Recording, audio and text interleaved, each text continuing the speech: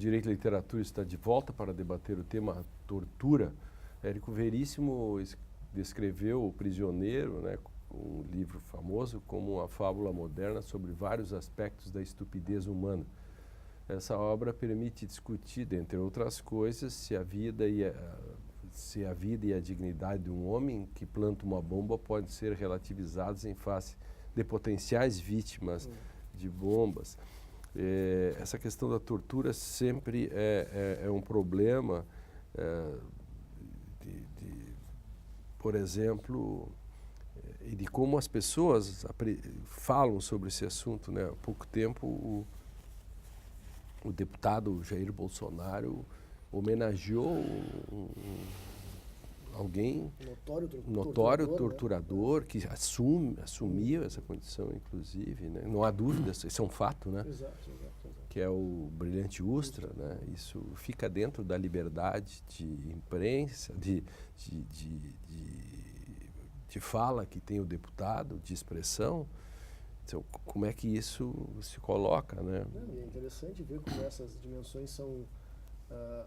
não precisamos ir nem nas bases do direito liberal para entender um básico de uma questão de tolerância que não pode simplesmente se tolerar tudo, exatamente porque impossibilita o exercício dela, né? Eu não posso ter nenhum tipo de tolerância com o intolerante, porque simplesmente ela passa a não existir mais, a condição de possibilidade. Isso nós somos um paradigma liberal, não precisamos nem ir muito além disso. E Drayton, só para isso que o Jobim está dizendo, há pouco tempo eu escrevi um texto sobre um juiz de lá de Brasília, eu acho que foi, que para tirar os adolescentes de dentro de uma escola que eles ocuparam, eles botaram questão sonora e cortaram a água.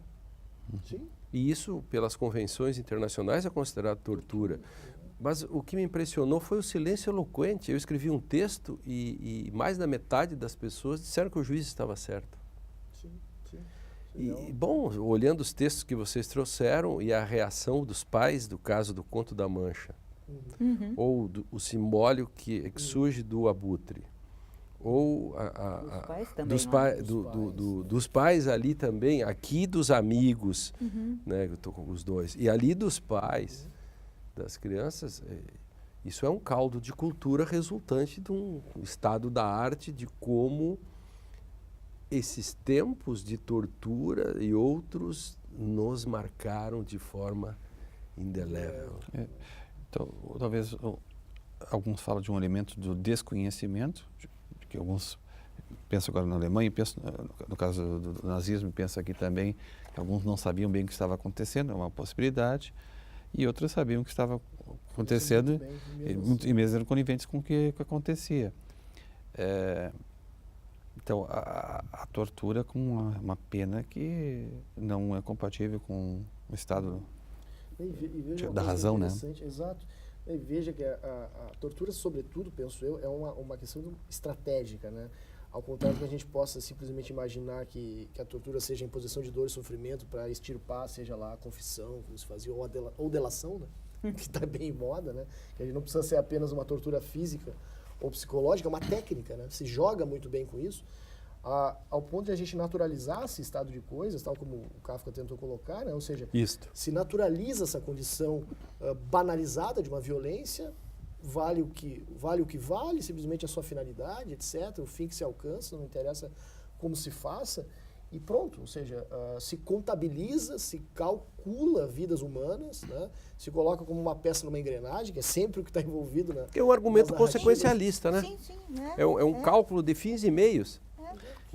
Não é puro consequencialismo, quer dizer, eu vou fazer, que é o utilitarismo, quer dizer, eu tenho que fazer a felicidade de mais pessoas, a tranquilidade, por isso eu sacrifico uma ou duas, não é assim? O exemplo dado no início do programa da bomba. Se eu torturar esse indivíduo e ele disser onde está a bomba, eu puder salvar 5.000 pessoas, ela não se justifica, a tortura? Na visão utilitarista, tranquilamente, porque eu vou contemplar, e esse é um dos limites do utilitarismo, né?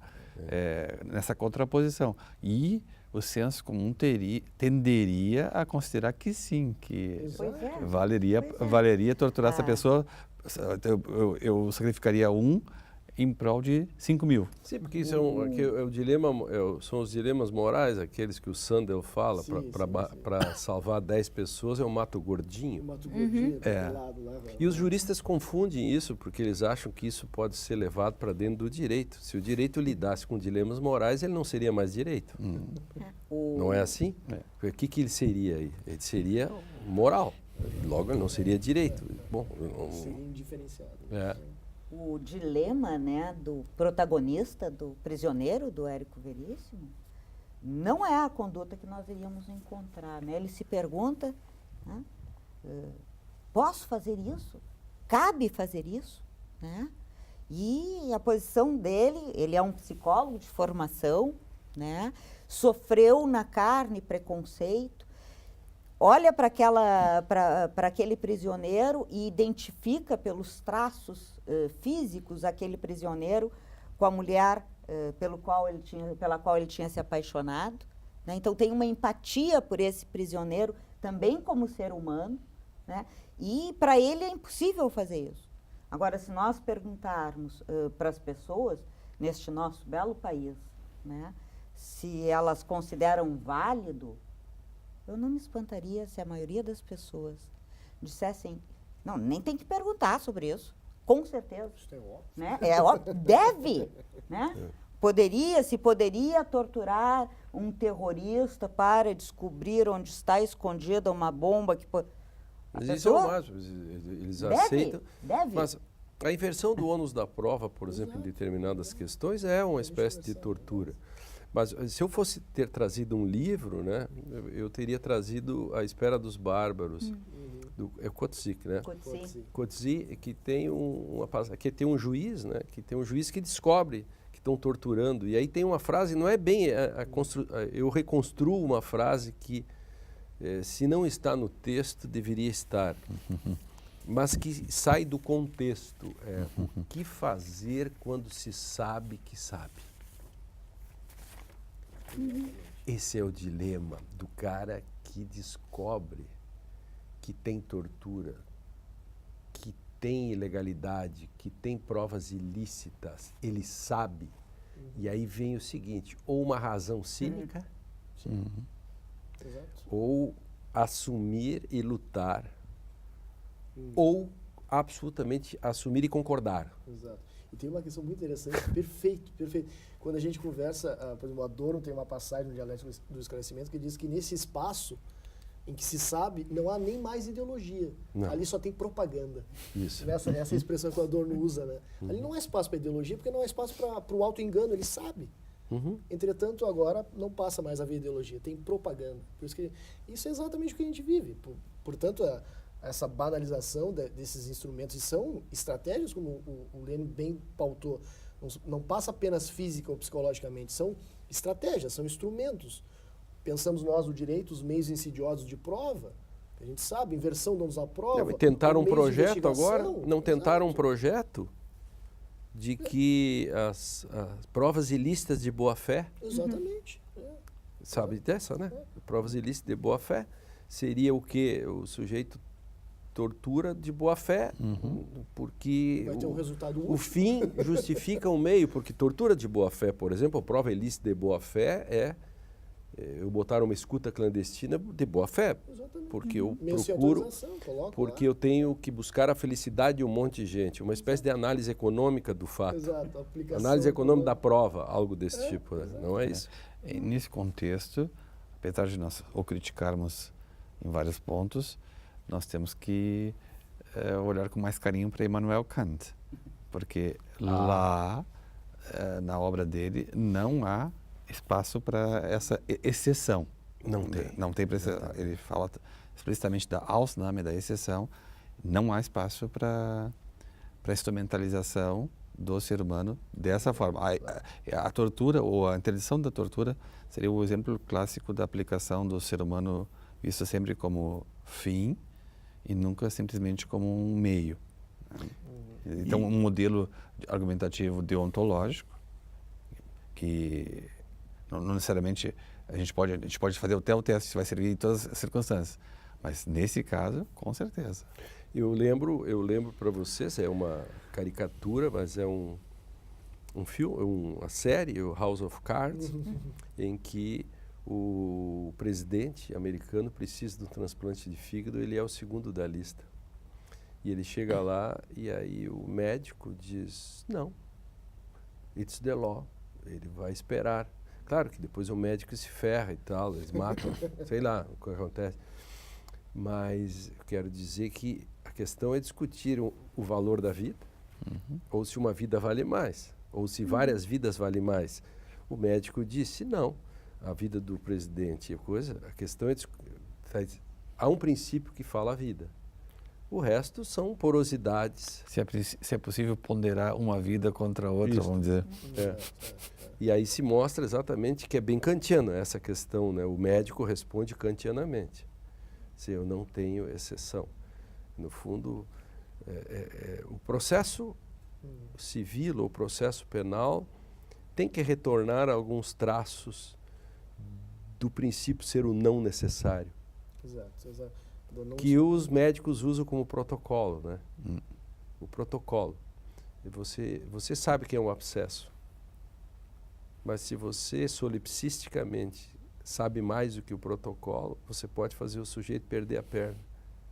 Aí então, 90 e tantos % dos casos em que você segue o protocolo, por mais absurdo que seja, você sabe que é um abscesso, mas faz todo o protocolo. A possibilidade de dar certo é sempre maior do que você inventar. Então, quando o juiz diz, eu primeiro decido, depois fundamento, é não seguir o protocolo, ou seja, não decidir por princípio. Exato. Então, todos os Drayton e a Henriette também frisaram, há uma questão de uma espécie de uma razão opaca, né, que faz com que a gente fique mergulhado nessas transformações ou nessas transmutações de qualidade em quantidade, né? Num ambiente em que nós ponderamos não raro a nossa quantificação, né, de coisas e pessoas, não vai ser raro, ou não vai ser exceção as pessoas pensarem exatamente que o que vale é isso. Então, nós somos exatamente quantificáveis. Por que nesse momento, né, a pessoa vai lá e autoriza esse tipo de coisa? Bom, nós estamos chegando no final do segundo bloco, falamos inclusive, nos lembramos, né, o Dieter Axel lembrou muito bem na elaboração do roteiro do caso do juiz da infância e juventude que determinou o uso de métodos de tortura para expulsar adolescentes de um colégio e tal. Isso é compatível com o Estado Democrático de Direito e eu quero começar o próximo bloco perguntando que outras obras literárias permitem discutir o tema e também essa questão do jovem que teve tatuado na testa eu sou ladrão e vacilão. Em 2014 o cara foi torturado e filmado em Goiás. E essas coisas assim eu quero que vocês falem no próximo bloco sobre tortura a partir dos livros e a partir da literatura mais contemporânea. Direito e Literatura vai para o intervalo. No próximo bloco a gente continua essa discussão com algumas dicas de pautas que acabei de dar. Nós já voltamos.